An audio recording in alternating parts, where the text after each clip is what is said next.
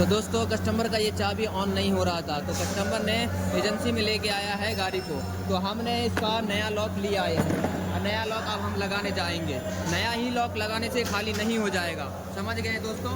इसका अब इसके बाद हीरो कंपनी इसको कोड देगा फिटिंग करने के लिए, तब जाके यह स्टार्ट होगा। बाहर का मैकेनिक अगर ये लॉक चेंज कर देता है तो मूड़ी लगा लेगा, लेकिन आपका गाड़ी स्टार्ट नहीं होगा।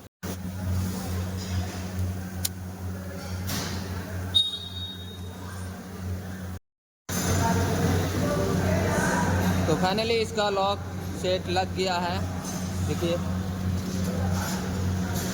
अब ये हीटिंग के लिए जाएगा, वो आपको हम दिखाएंगे, ठीक है।